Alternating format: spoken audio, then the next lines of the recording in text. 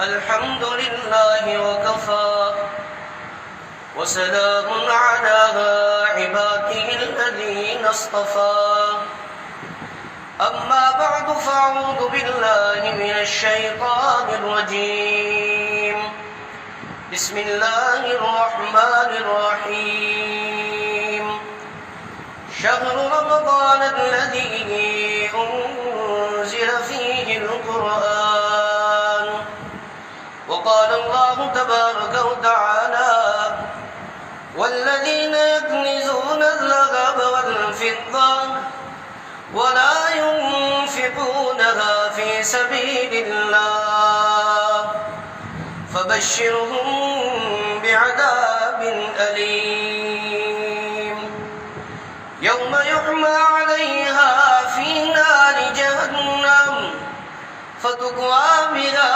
جباههم وجنوبهم وظهورهم هذا ما كنزتم لأنفسكم فذوقوا ما كنتم تكنزون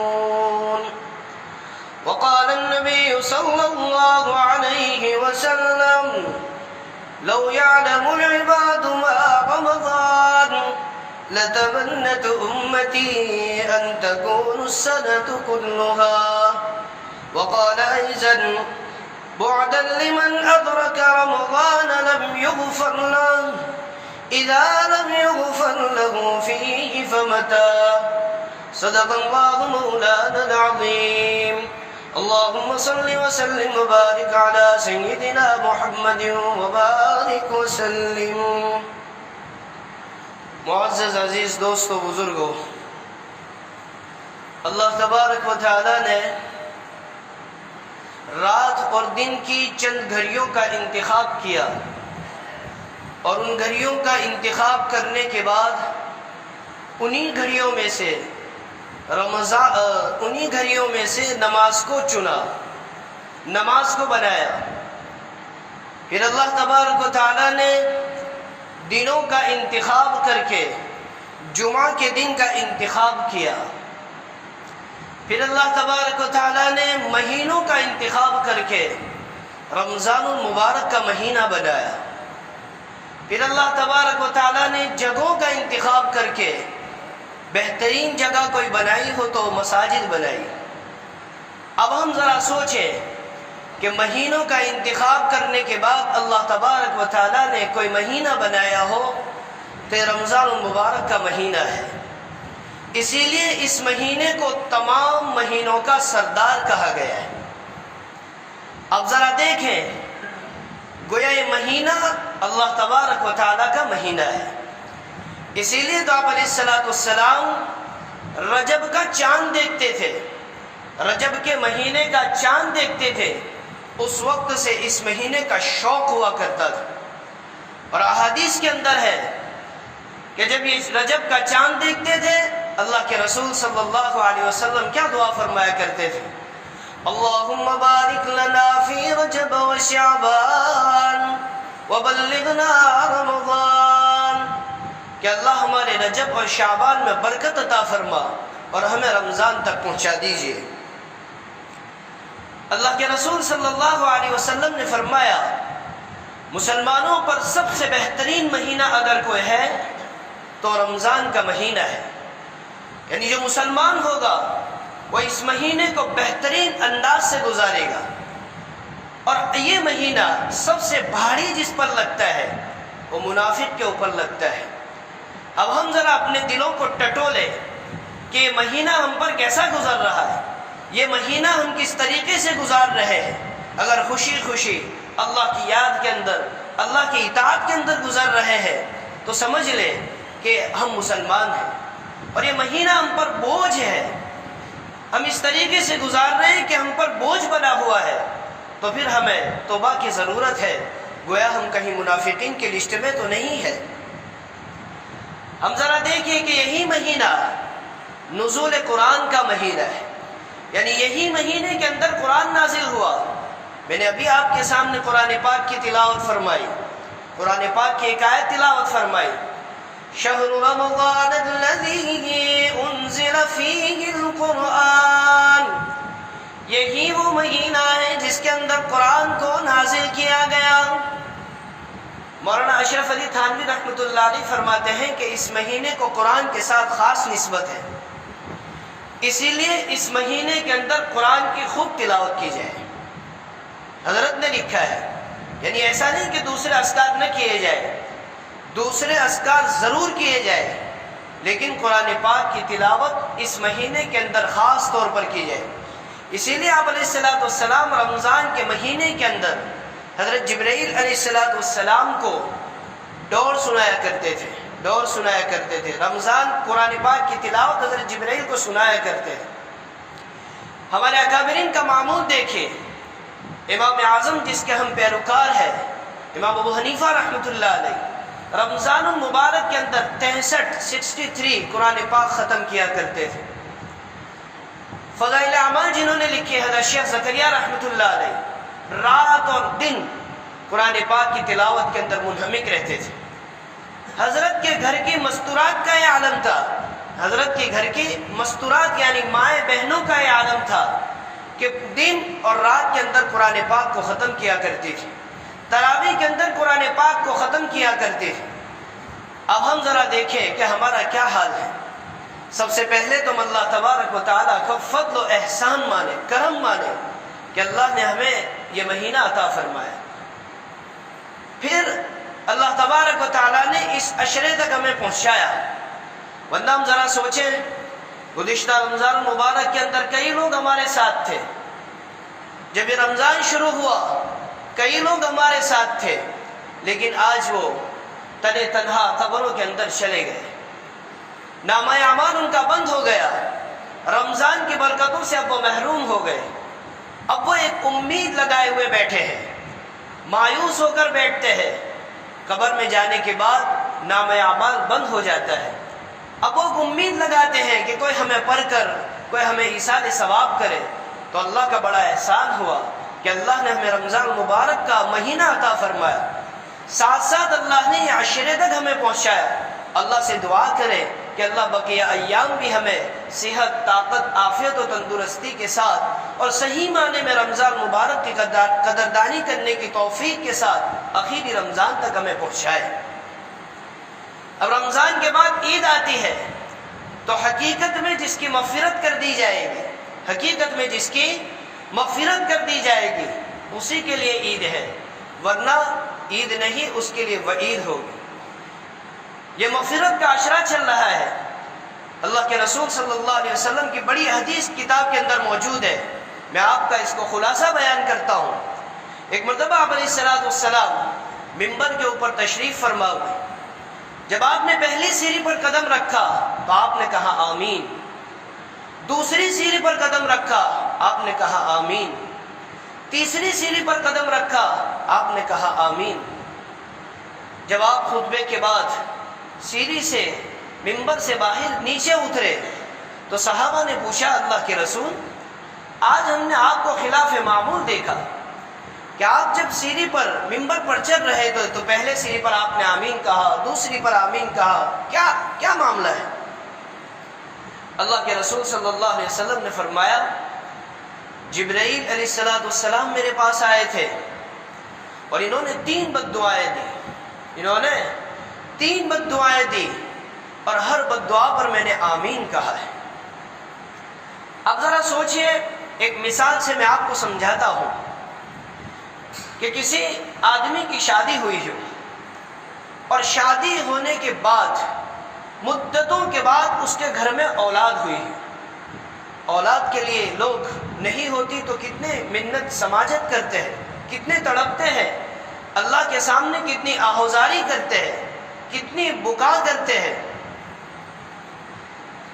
اسی طریقے سے بڑی دعاؤں کے بعد اگر ہمارے گھر میں اولاد پیدا ہوئی ہے، اب وہ ماں باپ اس اولاد کو کس طریقے سے رکھیں گے، اس بچے کو کس طریقے سے رکھیں گے؟ اکلوتا بیٹا ہوتا ہے تو ماں باپ کیسے رکھتے ہیں؟ ہماری زبان میں کہیں تو ایک نو ایک ہوئے تو کئی ریتے رکھے سے آپ نے، ہاں، تو ماں باپ اولاد کے لیے کتنی تکالیف برداشت کرتے ہیں۔ اگر کوئی اس کو بد دعا دے گا تو فوراً باپ اور ماں نکل جاتے ہیں، کون ہوتا ہے تو میرے بیٹے کو بد دعا دینے والا؟ اس کو کوئی برا بھلا کہے گا فوراً ماں باپ نکل جائیں گے، کون ہوتا ہے تو میرے بیٹے کو برا کہنے والا؟ ذرا سوچیں کہ اللہ کے رسول صلی اللہ علیہ وسلم تو اس امت کے کتنے بڑے محسن ہیں۔ جیسے کوئی ماں باپ اپنی اولاد کے لیے کوئی بد دعا برداشت نہیں کرتے، میرے حبیب نے اپنے امت کے لیے کیسے بد دعا کو برداشت کیا ہو؟ ارے میرے عزیزو، کوئی مانگنے والا آتا ہے، اگر اس کو ہم نہیں دیتے ہیں، انکار کر دیتے ہیں، تو ہم کہتے وہ بد دعا دیتا ہے تو ہم کہتے ہیں کہ بھائی لے، یہ تو کچھ بھی لے لے لیکن بد دعا مت دے۔ کتنی بد دعا سے ہمیں ڈر لگتا ہے، خوف ہوتا ہے کہ نہیں بھائی بد دعا مت دینا۔ اور اللہ کے رسول صلی اللہ علیہ وسلم کو تو مکہ کے اندر کتنا ستایا گیا، کتنی تکلیفیں اللہ کے رسول کو دی گئی، طائف کے اندر کتنی تکلیفیں برداشت کی، پتھر مارے، لہولوہان کر دیا گیا، یہاں تک کہ پہاڑوں کے ذمے جو فرشتے تھے وہ فرشتے آ کر اللہ کے رسول صلی اللہ علیہ وسلم کو کہنے لگے کہ اللہ کے رسول اگر آپ کا حکم ہو تو ان دو پہاڑوں کے درمیان اس بستی کو ہم مٹا دیں، انہیں ہلاک کر دیں، لیکن وہاں پر بھی اللہ کے رسول نے بد دعا کو برداشت نہیں کیا۔ کیا وجہ تھی کہ اللہ کے رسول صلی اللہ علیہ وسلم نے یہاں پر بد دعا دی؟ آمین کہنے۔ حضرت جبرائیل نے کیا بد دعا دی تھی؟ ہلاک ہو جائے وہ شخص، ہلاک ہو جائے وہ شخص جس نے رمضان المبارک کا مہینہ پایا اور اس نے اپنی مغفرت نہ کروائی۔ آگے میں آپ کے سامنے ابھی حدیث بیان فرمائی، وعدا لمن ادرک رمضان لم یغفر له فیہ اذا لم یغفر له فیہ فمتی، کہ جب رمضان المبارک کا مہینہ جس نے پا لیا، اگر اس نے ابھی بھی مغفرت نہیں فرمائی، ابھی بھی مغفرت اس کی نہیں ہوئی، تو کب اس کی مغفرت ہوگی؟ تو معلوم ہوتا ہے معمولی بہانوں پر اللہ تبارک و تعالی مغفرت فرما دیتے ہیں۔ اسی لیے تو اللہ کے رسول صلی اللہ علیہ وسلم نے یہ حدیث بیان فرمائی، لم يعلم العباد ما رمضان، اگر بندوں کو معلوم ہو جاتا کہ رمضان کیا ہے، لتمنت امتی ان تکون السنة كلها، تو میرے بندے میری امتی یہ تمنا کرتے کہ پورا سال رمضان المبارک ہوتا۔ اب ہم خود اپنی آنکھوں سے دیکھیں، گزشتہ 2 رمضان ہمارے کیسے گئے؟ ہم تڑپتے تھے مساجد میں نماز پڑھنے کے لیے، تراویح کے لیے تڑپتے تھے۔ اب آج اللہ نے ہمیں موقع دیا ہے تو ہم اس کو غنیمت جانیں، اس کی قدر دانی کریں۔ یہ مغفرت کا عشرہ چل رہا ہے، خوب دعائیں مانگے، معمولی بہانوں پر اللہ تبارک و تعالی مغفرت فرما دیتے ہیں۔ خیر، رمضان مبارک کی کچھ میں نے فضیلت بیان فرمائی ہے۔ گزشتہ جمعہ کو امام صاحب نے رمضان کی فضیلت کے اوپر کچھ باتیں بیان کر دی تھیں، خصوصاً مجھے جو باتیں بیان کرنی ہے وہ زکوٰۃ کے اوپر بیان کرنی ہے۔ پہلی بات تو یہ بات یاد رکھیں کہ زکوٰۃ اسلام کا اہم ترین رکن ہے، یہ اسلام کا بنیادی رکن ہے۔ قرآن کریم میں اکثر جگہوں پر نماز اور زکوٰۃ کا حکم ساتھ ساتھ ملتا ہے۔ قرآن میں فرمایا اقیموا الصلاۃ آتوا الزکاۃ، نماز قائم کرو، زکوٰۃ ادا کرتے رہو۔ یہ اسلام کا بنیادی رکن ہے، اسلام کے 5 بنیادی جو رکن ہے اس میں سے تیسرا اہم رکن زکوٰۃ ہے۔ قرآن کریم میں اللہ تبارک و تعالیٰ نے 32 یا 82 مقامات پر زکوٰۃ کا حکم فرمایا۔ اس کے علاوہ آپ علیہ السلام کی بے شمار احادیث زکوٰۃ کے دینے پر ہیں اور نہ دینے پر وعیدیں بھی بیان کی۔ حضرت عبداللہ ابن مسعود رضی اللہ تعالیٰ عنہ آپ علیہ السلام کا ارشاد نقل فرماتے ہیں، جو شخص اپنی مال کی زکوٰۃ ادا نہیں کرتا، قیامت کے دن اس کا مال گنجے سانپ کی شکل میں اس کے گردن میں ڈال دیا جائے گا، گنجے سانپ کی شکل میں۔ میں نے ابھی آپ کے سامنے قرآن کی تلاوت بھی فرمائی۔ قرآن میں اللہ تبارک و تعالیٰ کیا ارشاد فرما رہے ہیں؟ والذین یکنزون الذھب والفضہ، جو لوگ سونے اور چاندی کو جمع کرتے ہیں، ولا ينفقونها في سبيل الله، اللہ کے راستے میں خرچ نہیں کرتے، فبشرهم بعذاب علیم، ان کو دردناک عذاب کی خوشخبری دے دیجئے۔ آگے اللہ تبارک و تعالیٰ کیا فرما رہے ہیں؟ یوم یحمى علیہا فی نار جہنم، قیامت کے دن اس مال کو ان کو تپایا جائے گا، دوزخ کی آگ میں تپایا جائے گا۔ یوم یحمى علیہا فی نار جہنم فتکوی بها جباہہم وجنوبہم وظہورہم، پھر ان داغوں کو تپا کر ان کو داغ دیا جائے گا، ان کے پیشانیوں پر، ان کے پہلوؤں پر، ان کے پیٹھوں پر، اور ان کو کہا جائے گا فَذُوقُوا مَا كُنتُمْ تَكْنِزُونَ، اس مال کا عذاب ہے جسے تم جمع کیا کرتے تھے، چکھو اب اس مال کا عذاب۔ اللہ نے یہ فرما رہے گرم گرم، اب وہ قیامت کے دن، اب قیامت کا دن کتنا؟ تو دنیا کے 50,000 سال کے برابر قیامت کا ایک دن ہوگا، تو اس مال کو تپا کر اس کو داغ دیا جائے گا۔ آگے اللہ کے رسول کیا فرما رہے ہیں؟ حضرت ابو ہریرہ رضی اللہ تعالیٰ عنہ کی روایت ہے، آپ صلی اللہ علیہ وسلم نے ارشاد فرمایا، جس شخص کو اللہ تعالیٰ نے مال عطا کیا پھر اس نے اس میں زکوٰۃ ادا نہیں کی، تو قیامت کے روز یہ مال ایک سخت زہریلا سانپ بن کر اس کے گلے میں توق کی طرح ڈال دیا جائے گا۔ وہ مال اس شخص کی بانچھیں پکڑے گا اور کہے گا کہ میں تیرا مال ہوں، میں تیرا سرمایہ ہوں۔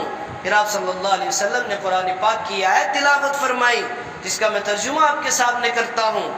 یہ لوگ ہرگز خیال نہ کریں، ایسے لوگ جو ایسی چیز میں بخل کرتے ہیں جو اللہ تعالیٰ نے ان کو اپنے فضل سے دی ہے۔ اللہ تعالیٰ نے جو مال دیا ہے وہ اللہ تعالیٰ نے دیا ہے، ہماری کوئی طاقت نہیں ہے۔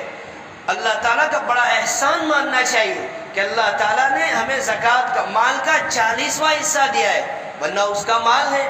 انسان کی کوئی اپنی چیز ہوتی ہے تو اس کو حق ہوتا ہے پورا وصول کرنے کا، لیکن اللہ تبارک و تعالیٰ کا بڑا احسان ہوا کہ اللہ نے زکوٰۃ کا مال کا 40واں حصہ رکھا۔ پھر اللہ تبارک و تعالیٰ فرما رہے ہیں، یہ بات ان کے لیے اچھی ہوگی، بلکہ یہ بات ان کے لیے بہت بری ہے۔ وہ لوگ قیامت کے روز توق پہنائے جائیں گے اس مال کا جس میں انہوں نے بخل کیا تھا۔ اسلام کے اندر زکوٰۃ ہر مالدار پر فرض ہے، یعنی جو نصاب کا مالک ہوتا ہے۔ اگر ہم زکوٰۃ دیں گے تو ہمارے معاشرے کے اندر پاک تطہیر، پاک معاملہ ہو جائے گا۔ کس طریقے سے؟ کہ غریبوں کے اندر زکوٰۃ اگر ہم دیتے ہیں تو غریب بیچارہ، آج کل وبا چلتی ہے، بعض اوقات ہماری تنظیم کی طرف سے پرچے آتے ہیں سود کے اوپر۔ کیوں غریب بیچارہ سود پر مجبور ہو جاتا ہے؟ کہ مسلمان آج کل صحیح طور پر اپنی زکوٰۃوں کو ادا نہیں کر رہے۔ زکوٰۃ کا معنی ہوتا ہے پاک صاف کرنا۔ اگر ہم نے اپنے زکوٰۃ کو صحیح طور پر نکالا ہے تو اپنے مال کی صحیح طور پر پاک صاف ہو گئے۔ دوسری بات یاد رکھیں کہ جیسے ایک گھر کے اندر، گھر کے باہر ایک چوکیدار ہوتا ہے، اگر وہ چوکیدار بیٹھا ہوا ہوتا ہے تو گھر والے بے خوف ہو جاتے ہیں۔ کیوں؟ کہ بھئی کوئی چور نہیں اندر داخل ہوگا، کوئی آدمی، کیوں؟ باہر چوکیدار بیٹھا ہو۔ تو جس مال کی زکوٰۃ ادا کر دی جاتی ہے، اللہ تبارک و تعالیٰ کے ذمے میں وہ مال آ جاتا ہے، اس کی ذمہ دار اللہ تبارک و تعالیٰ خود بن جاتے ہیں۔ اب زکوٰۃ کا نصاب آج کل کیا ہے تو میں تھوڑا آپ کے سامنے بیان کر دیتا ہوں۔ زکوٰۃ کے نصاب کے سلسلے میں یہ بات یاد رکھنی چاہیے، اسی مال پر زکوٰۃ ہے جو 1 سال گزرنے کے بعد اخراجات سے بچا ہوا ہو، اور 7.5 تولہ سونا یا 52.5 تولہ چاندی یا ان کی مالیت کے برابر ہو۔ اگر صرف سونا ہے تو سونے کے وزن کا اعتبار، اگر صرف چاندی ہے تو چاندی کے وزن کا اعتبار ہے، اور اگر کسی کے پاس 1 تولہ سونا ہے اور 2-3 تولے چاندی ہے اور دونوں کی مجموعی قیمت، یعنی اگر دونوں کو ملا کر 52.5 تولہ چاندی آ سکتی ہے۔ اب اس کی آج کل قیمت کتنی ہے تو میں بول دیتا ہوں، تولے کے اعتبار سے 7.5 تولہ سونا اور گرام کے اعتبار سے 87 گرام اور 480 ملی گرام، اور چاندی کا نصاب گراموں کے اعتبار سے 612 گرام اور 360 ملی گرام، جن کی قیمت 41,335 روپے ہوتے ہیں، 41,335 روپے۔ اگر آج ہم اس مال کے مالک ہیں، یعنی اپنے اخراجات کو نکال دیں، قرض کو نکال کر، تو اس آدمی پر زکوٰۃ فرض ہو جاتی ہے۔ بعض اوقات یہ لوگ پوچھتے ہیں، مسائل پوچھنے آتے ہیں کہ مولانا ہمارے پاس سونا بہت ہے، چاندی بھی بہت ہے، لیکن روکڑے نہیں ہے، نقد نہیں ہے، تو اس پر بھی زکوٰۃ فرض ہے۔ نصاب کے مالک کو اللہ تبارک و تعالیٰ نے جب اس کو نصاب کا مالک بنایا ہے تو اس کے اوپر اب زکوٰۃ فرض ہو گئی۔ اب وہ تو کسی کے پاس سے کرائے قرض کے طور پر لے لیں، یا سونا چاندی اللہ تبارک و تعالیٰ نے اس کو دیا ہے تو وہ بیچ دیں۔ اس کے علاوہ زکوٰۃ کس کس کو دے سکتے ہیں؟ تو دیکھیے، اپنے بھائی کو زکوٰۃ دے سکتے ہیں۔ بعض اوقات پشتے کے باپ کو دے سکتے ہیں، نہیں دے سکتے۔ اوپر یعنی ہم جس کی پشت سے آئے ہیں، باپ ہے، دادا ہے، دادی ہے، اسی طرح ماں ہے، نانا ہے، نانی ہے، ان لوگوں کو زکوٰۃ نہیں دے سکتے۔ ان کے علاوہ اگر ہم جس کو بھی زکوٰۃ دینا چاہے دے سکتے ہیں، ماموں کو دے سکتے ہیں، اپنی بہن ہے دے سکتے ہیں، بھائی ہے دے سکتے ہیں، بلکہ اس میں ڈبل ثواب ملتا ہے، دگنا ثواب ملتا ہے۔ ایک تو آپ نے زکوٰۃ ادا کیا، دوسرا ایک آپ کے رشتے کے تعلق سے دگنا ثواب ملتا ہے۔ دوسری بات، بعض اوقات ہمارے عوام یہ مسئلہ پوچھتے ہیں کہ مولانا زکوٰۃ تو ہے اور ہمارا بھائی بھی زکوٰۃ کا مستحق ہے، لیکن بات یہ ہے کہ اس کو کہتے ہوئے شرم آتی ہے کہ ہاں زکوٰۃ نہ پیسہ ہے، اب اس کو بھی لیتے ہوئے شرم آئے گی، تو ہم کیا کریں؟ اگر آپ لوگوں کے پاس زکوٰۃ کے پیسے ہیں اور آپ کا دل کا ارادہ ہے، یعنی آپ کی نیت زکوٰۃ کی ہے، آپ کی نیت زکوٰۃ کی ہے، تو آپ کی زکوٰۃ ادا ہو گئی، آپ کی زکوٰۃ ادا ہو گئی۔ سامنے والے کو کہنا ضروری نہیں ہے کہ بھائی ہاں زکوٰۃ نہ پیسہ چاہیے، زکوٰۃ کے روپے ہیں، کہنا ضروری نہیں ہے۔ اس کے علاوہ بعض لوگ زکوٰۃ کو نکالتے ہیں لیکن حساب نہیں کرتے اور کہتے بھی کہ ہم تو سیدھے ہی نکال دیتے ہیں، یہ بھی غلط ہے، آپ کی زکوٰۃ ادا نہیں ہوئی، یہ یاد رکھنا۔ اب جس پر زکوٰۃ فرض ہوئی تو پورا سال کا گزرنا بھی ضروری ہے۔ بہت معمولی مسائل ہیں زکوٰۃ کے، آپ الحمدللہ ہمارے شہر میں علماء کرام ہیں، آپ ان سے پوچھئے، چھوٹے چھوٹے مسائل ہیں، آپ ان کو پوچھ کر اپنی زکوٰۃ کو صحیح معنی میں ادا کیجیے۔ میں آپ کو ایک واقعہ سنا کر اپنی بات کو ختم کرتا ہوں۔ حضرت موسیٰ علیہ السلام کے زمانے میں ایک آدمی تھا، جنگل کے اندر وہ کام کر رہا تھا، اچانک بادلوں سے اس نے آواز سنی۔ مختصراً واقعے کو کر دیتا ہوں۔ بادل سے اس نے آواز سنی تو وہ چونک گیا کہ یہ کیسے آواز، اور بادل میں سے آواز آ رہی تھی کہ فلاں کے کھیت میں جا کے پانی برساؤ۔ اب وہ بادل الگ ہو گیا، ٹکڑا ہو گیا، اب وہ بادل جا رہا ہے، تو یہ آدمی سمجھا کہ یہ کیا ہے، کیا ماجرا ہے، میں بھی اس کے پیچھے چلوں۔ اچانک ایک نیل کے وہاں جاتا ہے اور نیل میں وہ پانی برسا دیتا ہے۔ اب وہ آدمی تعجب میں پڑ گیا کہ یہ کیا ماجرا ہے کہ نیل میں پانی برسا کے نیل کہاں جاتی ہے۔ اب وہ نیل کے پیچھے گیا تو دیکھا کہ ایک کھیت کے اندر وہ آدمی کام کر رہا ہے، وہ آدمی ایک کھیت کے اندر کام کر رہا تھا، تو اس کے کھیت کو یہ پانی پہنچ رہا تھا، اس کے کھیت میں پانی پہنچ رہا تھا۔ تو اس آدمی نے پوچھا کہ بھائی تیرا نام کیا ہے؟ تو آدمی نے کہا کہ بھائی تو انجان آدمی ہے اور سب مجھے میرا ماجرا پوچھتا ہے، تجھے کیا اس سے لینا دینا؟ کہا بھائی مجھے بتا دے تو بہتر ہے۔ تو اس نے وہی نام بتایا جو اس نے بادل سے سنا تھا۔ پھر اس نے اپنا پورا ماجرا بیان کیا کہ اس طریقے سے میں جنگل میں کام کر رہا تھا تو یہ بادل آپ کا نام لے کر اس نے پکارا اور یہاں تک آپ کے کھیت تک یہ پانی پہنچایا، تو آپ کا کون سا عمل ہے جس کی وجہ سے اللہ تبارک و تعالیٰ نے آپ کے لیے صرف یہ پانی بھیجا؟ اس نے کہا کہ یہ جو کھیت جب اگتا ہے، اس کی کھیتی ہوتی ہے، تو میں اس کو 3 حصوں میں تقسیم کرتا ہوں۔ ایک حصہ اپنے گھر والوں پر، اہل و عیال پر، اپنے ماں باپ پر، اپنے بچوں پر خرچ کرتا ہوں۔ دوسرا حصہ وہی کھیت پر لگاتا ہوں، یعنی کھیت ختم ہو گئی تو دوسری مرتبہ کھیتی کی ضرورت پڑتی ہے۔ اور تیسرا حصہ اللہ کی راہ میں خرچ کرتا ہوں۔ ہمیشہ یاد رکھے، مال اور صدقہ کرنے والے کا مال کبھی بھی نہیں گھٹتا ہے۔ دنیا کے اندر بلکہ حدیث کے اندر ہے، کتابوں کے اندر موجود ہے، بعض عبادات کا ثواب اللہ تبارک و تعالیٰ نے قیامت کے دن رکھا ہے کہ بھائی نماز پڑھی اس کا ثواب اللہ تعالیٰ یہ دیں گے، روزہ رکھا اس کا ثواب اللہ تبارک و تعالیٰ یہ دیں گے، لیکن صدقہ اور زکوٰۃ دینے کا ثواب اللہ تبارک و تعالیٰ نے وہاں پر تو باقی رکھا ہے، لیکن دنیا کے اندر بھی باقی رکھا ہے، دنیا کے اندر بھی باقی رکھا۔ کس طریقے سے؟ میں یہ کہتا ہوں، بلکہ یہ کہتا ہوں کہ دنیا کے اندر کسی آدمی کے اوپر ایک چھوٹی سی مصیبت آ جاتی ہے، پریشان ہو جاتا ہے اور اپنا پورا مال خرچ کر کے اس مصیبت کو دور کرنے کی فکر میں رہتا ہے، اور اللہ کے رسول صلی اللہ علیہ وسلم نے فرمایا صدقہ تمہاری بلاؤں اور مصیبتوں کو دور کرتا ہے۔ تو دیکھیے صدقے کا ثواب اللہ تبارک و تعالیٰ نے دنیا کے اندر بھی رکھا ہے۔ تو میرے عزیزو، بڑا مبارک مہینہ چل رہا ہے، اپنے صدقات کو اور اپنی زکوٰۃوں کو صحیح طور پر لگائے۔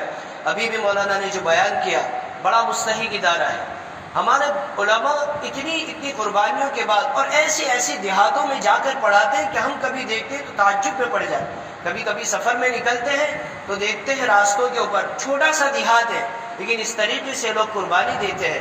بڑا مستحق ادارہ ہے، آپ ان کے اوپر زکوٰۃ کا، اپنے صدقات کا خوب خرچہ کریں۔ ساتھ ساتھ یہ مہینہ بڑا مبارک ہے، اس کی بھی قدر کریں۔ اپنے محلے کے اندر ہے، اپنے گھر کے اندر ہے، اپنے خاندان کے اندر ہے، بشارے ہاتھ نہیں پھیلائے۔